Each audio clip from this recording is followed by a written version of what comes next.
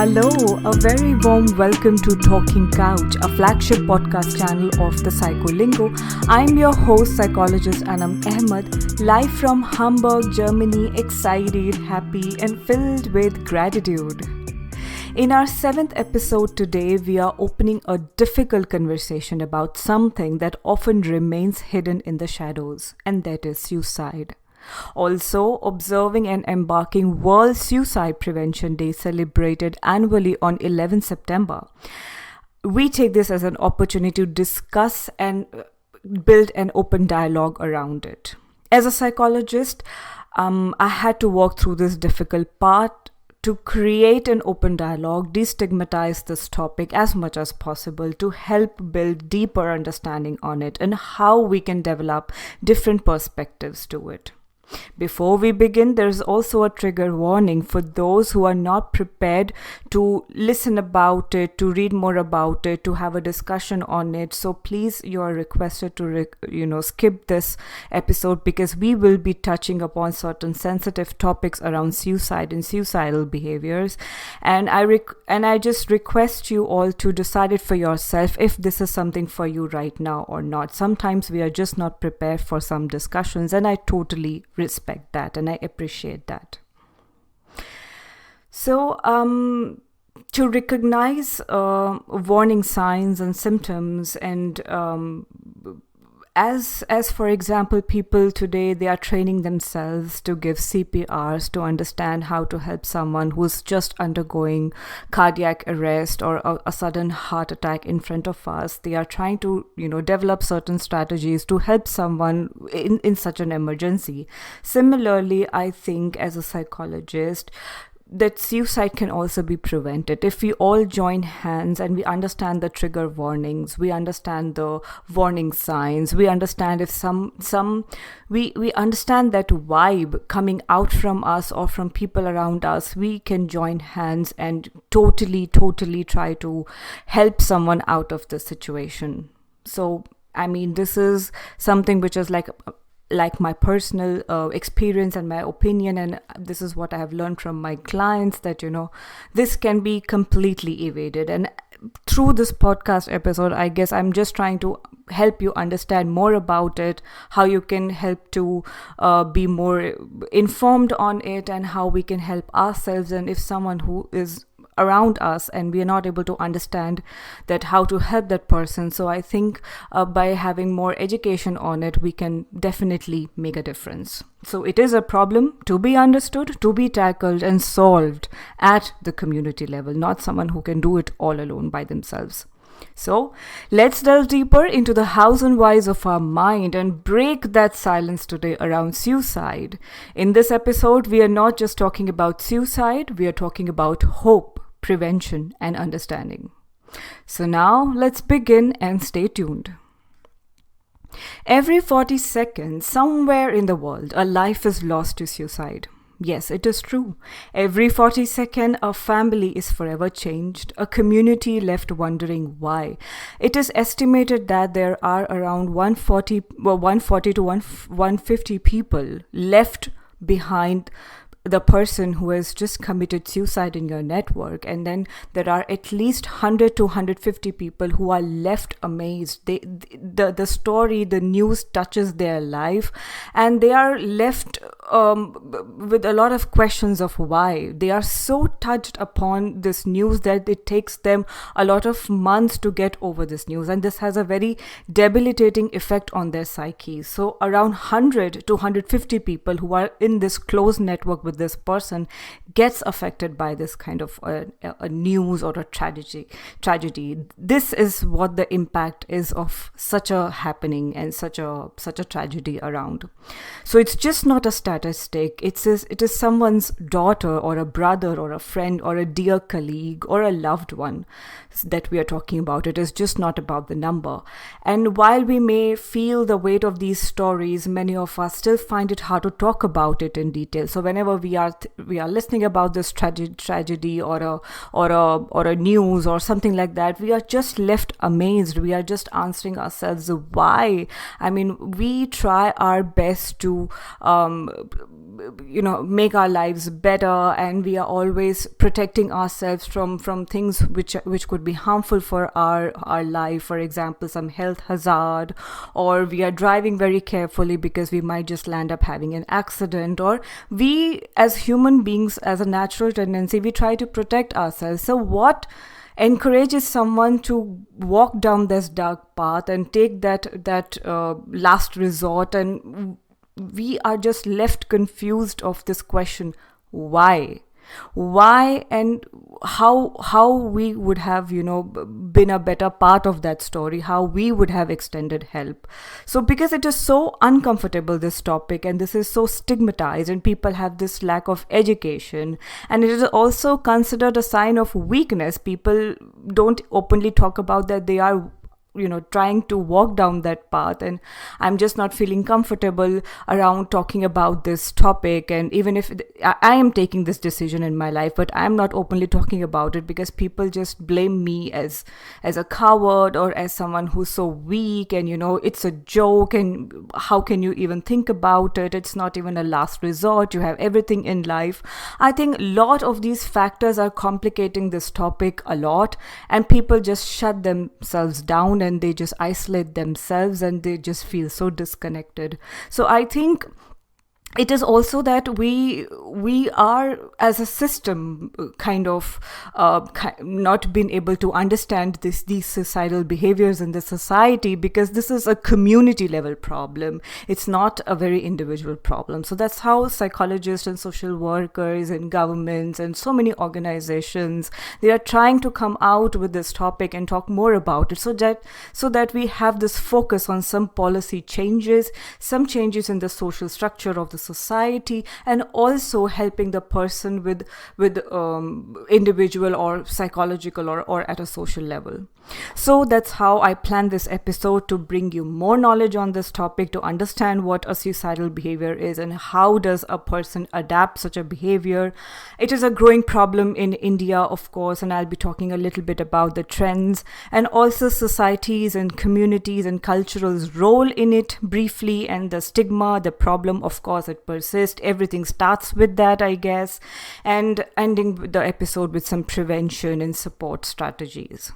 Starting with the first theme here, and that is we have to understand what a suicidal behavior is. So firstly, suicide is that act of intention of that act of intentionally causing one's own death. So this is an act which we engage ourselves in, where we are trying to cause a potential harm in order to take one's life. So this could be a fatal incident. Also, sometimes people survive such an act, and that could be also non-fatal. So the topic covers both the committing and the attempt.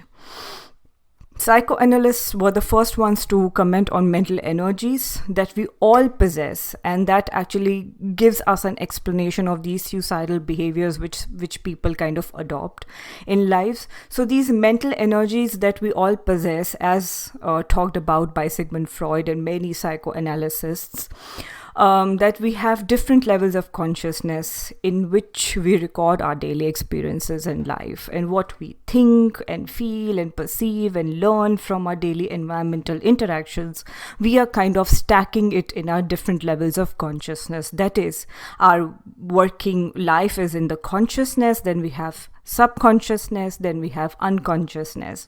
So in Freudian theory, thanatos actually represents the death drive, while eros represents the life drive. So we are made up of these two opposite drives, where thanatos leads people to experience aggression, engage in risky and self-harming behaviors, and also they try to re-experience the past trauma. So this is more like a negative sword, like a negative energy in your mind, whereas eros helps us promote survival, reproduction, and social cooperation, and all the positivity, the positive vibes that you can think about is being produced by the eros.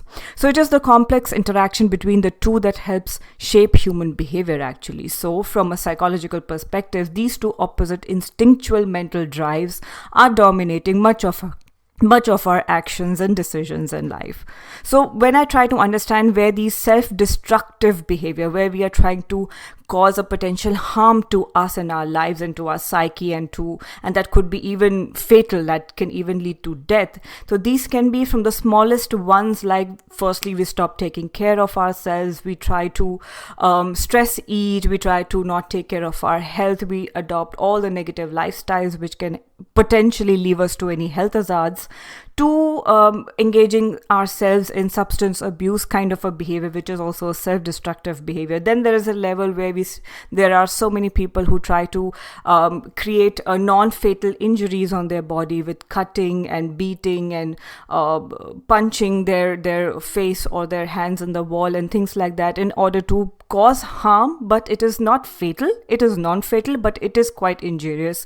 And then there is a suicidal ideation which the person is getting involved, and there is a plan which the person executes. So I think we have certain levels of these harmful behaviors towards oneself. It is kind of like an aggression, like a depression, aggression, like that anxiety, like that pain, like I'm so dissatisfied with myself, I'm so angry that there is so much projection on the personal self of the person. So life instinct and death instinct, Thanatos and Eros, are the two balancing forces in the mind. So this is what Sigmund Freud says, that life is lived in balancing these two forces in the mind. One will give you life and one will give you death. So we are kind of at the conscious level and at the unconscious level, we are trying to balance these two forces. But sometimes I think one of these drives just get overpowered on us, and that is where the warning signs have to be talked about. That is where we have to understand that there are certain situations that we have landed ourselves in, and they have developed different coping mechanisms, and that is not working for us, and this is potentially pushing us on that dark path. So this is where these warning signs have a very crucial role.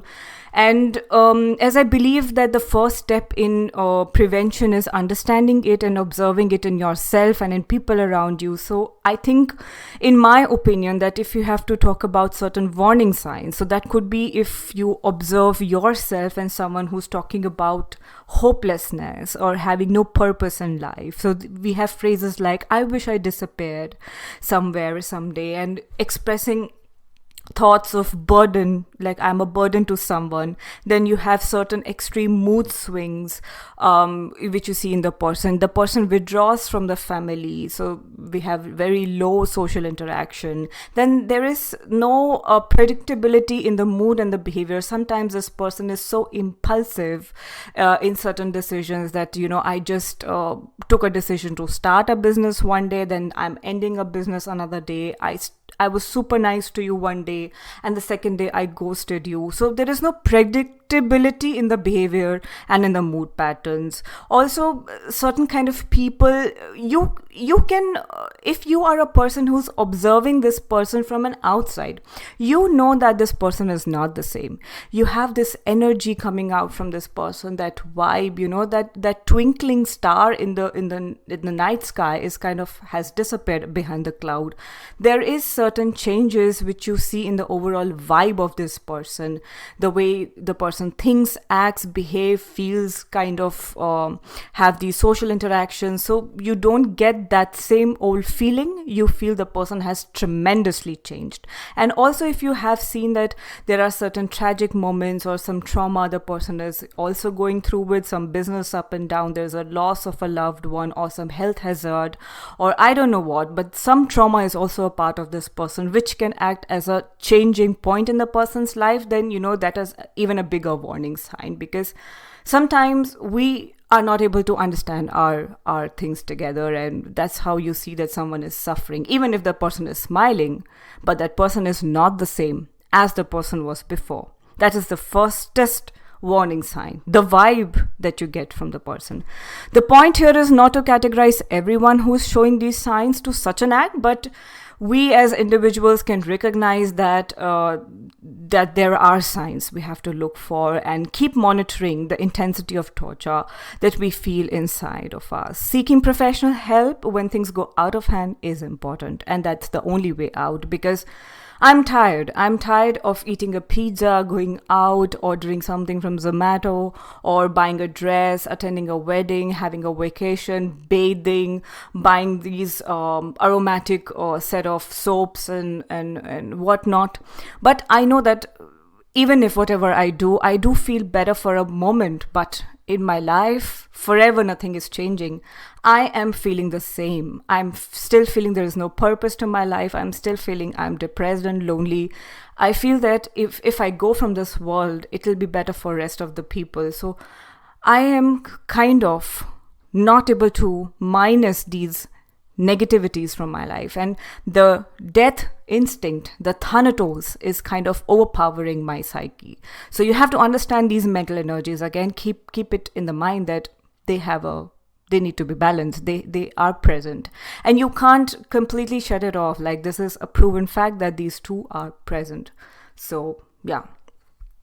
The second topic which I wanted to discuss was that suicide is a growing concern in India. I mean, I feel amazed when I look at the headlines and I look at the news, and I feel a shock. A shock wave just runs through my body when I see that people so young in the age group of 14 to 30, and they are still young and exploring life. They haven't even seen a one full phase of life. And when you hear such a sad news, it shakes me off for a lot of days. And I feel that where are we failing as a society, as a family, as a friend circle, as a guide or a mentor, or even as psychologists, that we are not able to reach certain stories and we are not able to extend enough help in the society? And what makes a person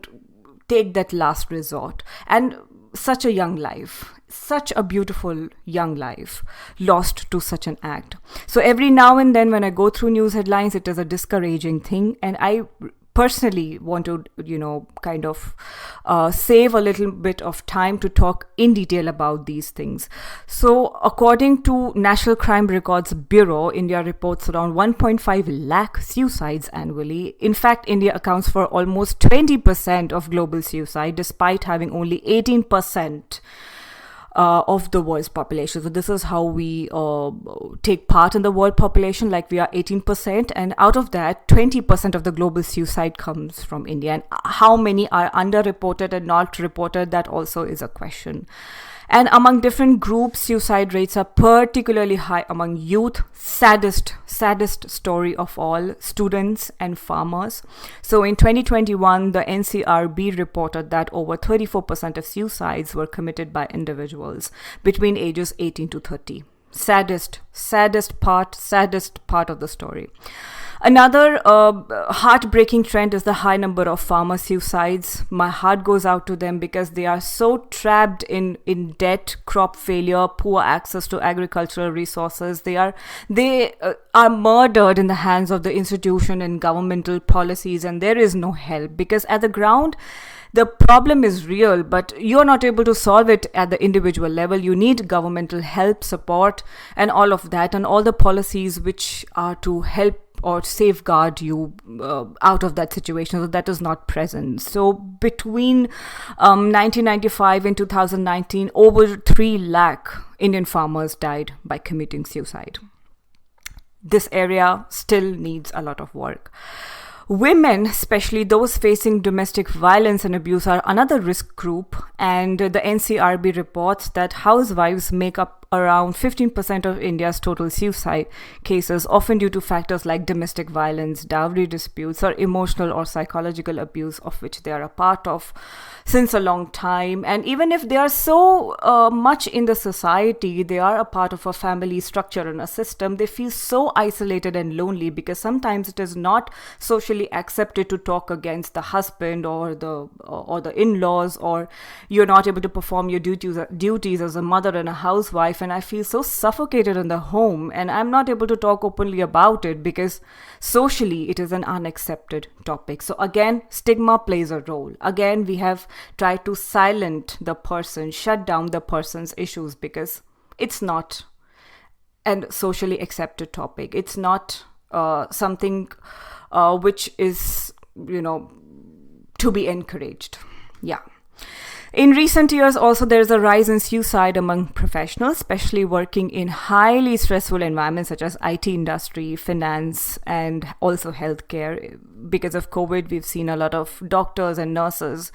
They had worked overtime and they felt the pressure and they were not performing so well mentally. So many professionals, they are struggling to have a good work-life balance and financial security, or there is good policies at work to help them take good vacation days and help them plan their working life better, or things like that. So a lot of policy issues, a lot of academic growth, development policies that we are missing somewhere institutionally. So these problems are not to be handled individually. So that you can see that, this is a community level problem. There are so many factors, so many problems of which we as an individual do not have a solution for, and we need help out of this.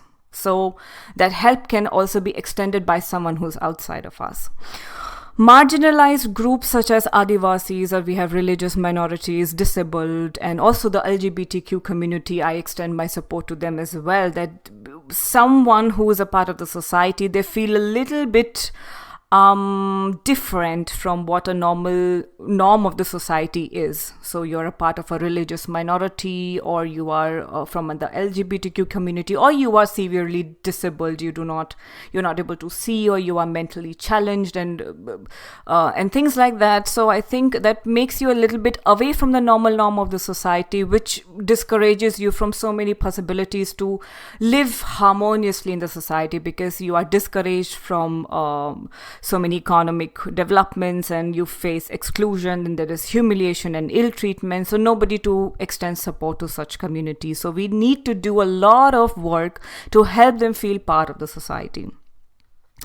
Again, when I have talked about the situation in India, I think on my fingertips, I have 4 or 5 core problems that we have. One is the academic and career pressures. I think we have to step into this matter as much as we can. The government has to extend support, guarantee good job opportunities, and good opportunities to have trainings and development. And there has not to be a reason that we kind of stick a prestige label to any institution or university degree, that, even if I'm such a bright student, but I will just spend a lot of my years trying out my hand in IIT or NEET, or a government institution is the only resort to having a good life, and UPSC is the center of my life, and all of these obsession, and how we have tagged a prestige label to these career options and academic lines. I think that we have to have a good mindset shift,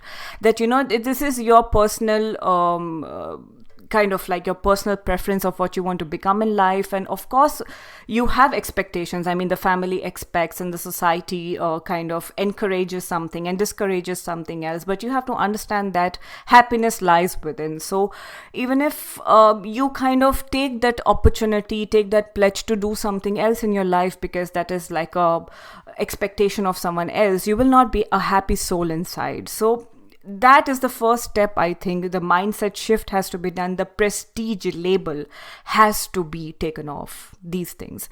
And when we are living in a internet backed world, I think there is limitless opportunities. I think you can live in a small town or a village, and you can have an opportunity in United States of America, Germany, New Zealand, and you can touch the whole world with your talent. I think it is limitless when I say that. So please, there has to be a mindset shift from these prestige problems.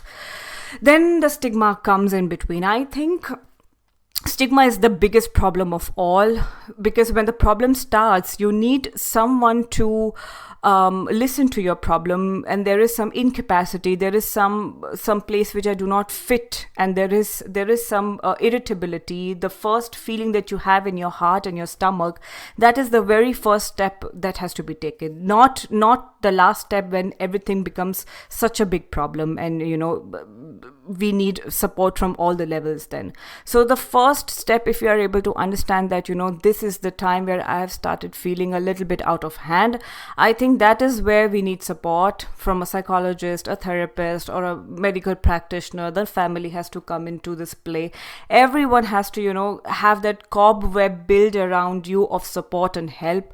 But that is not able to happen because stigma is attached. We are not able to understand that help is important. It is inevitable. It will not get better if you take a vacation off. Even if people make fun of it, they are not able to understand this decision of yours. You have to understand that some things are not meant for you and you're not able to handle it alone. You need expertise and help. Please talk openly about it. I think there are so many people in your group as well who are so kind to extend that help for you, also help you find a therapist. I don't know. But stigma has to be tackled the very first thing. That is the first thing that we have to understand, because we are not approaching help for anxiety, depression, other medical problems, mental problems, life problems, relationship issues, so many complexities that we have kind of created in our life. We are keeping ourselves away from the good part because we have stigmatized this topic in our mind that, it's not that something, it is not something for me. I'm such a strong girl or a man, and, I'll be such a lame person sitting in front and talking about these things. I think I will handle it on my own and I'll keep myself in that situation. I will not do something new to bring fresh air to this, So stigma is something which we have to tackle from today and educate more on these topics of mental health and how it is impacting your life. So lastly, I think to wrap up this topic, because of these shared beliefs and attitudes we have against mental health problems, and as a society, we are very traditional to these topics. So there was a point in India until 2017 that suicide was treated as a criminal act in India. I mean, I was surprised, but good part is that Mental Health Care Act of 2017 decriminalizes suicide. So this law, which was imposed as under Section 309 of IPC, which dates back to the British colonial era. So imagine someone who's surviving a suicide attempt is thrown into a jail cell for attempting a suicide. So if you survive a suicidal attempt, you are considered as a criminal. All you need is love and care and support. All you need is changes at interpersonal level, at personal or societal level. So you are considered a criminal. So thankfully, India has taken important steps toward decriminalizing suicide and providing care for those in need. So the Mental Health Care Act of 2017 marked that major shift in the country, which views suicide as something criminal and mental health. And moreover, the act also enshrines the right to mental health care as a legal right for every Indian citizen. It's a good bells to ring here. I mean, I'm a little bit happy to hear about things like that people are shifting their mindset. So at the end, I guess all we want is to feel loved. We want to disappear sometimes only to be found, and we need the respect, we need acceptance. Please be more harmonious and open to other people's decisions and how they behave, and different personalities are a part of your life. Do not judge, be more open and accepting. And as a community, let's all take a pledge to be more kind and harmonious is all I can say. And please, I think if you have retained your attention till the last point, I guess, go and look out for someone who has not been a part of your life, and drop a hi, hello message to someone who has disappeared in your life and you haven't spoken in years or months with this person. Just a kind hi, how are you doing? How has life been? And I've, missed this part, and just build that communication back. We all are a part of a beautiful family, and please do not isolate yourself over Netflix and WhatsApp chats and whatnot. I think internet is also to be blamed for these things. Please go out and spread love and build that strong network around you. Go find someone who's just disappeared from your life and see how we all are doing. Decomplicate life, join hands, love unconditionally, be communicative, expressive, build strong relationship. That is the first good thing you can do for your mental health and for people around you. Preventing suicide is a collective responsibility. By fostering open conversation, we can all make a big change. That's all for today's episode. Thank you so much for joining me and holding your attention to the last. Remember to take care of yourself and each other around. Don't forget to subscribe to this channel, share this powerful message with your dear ones around. Follow us on our social media for new updates. Check out our website for booking up a therapy session with me or visit great courses made on psychology. Until next time, this is your psychologist Anam Ahmad signing off for now. Ciao, auf Wiedersehen.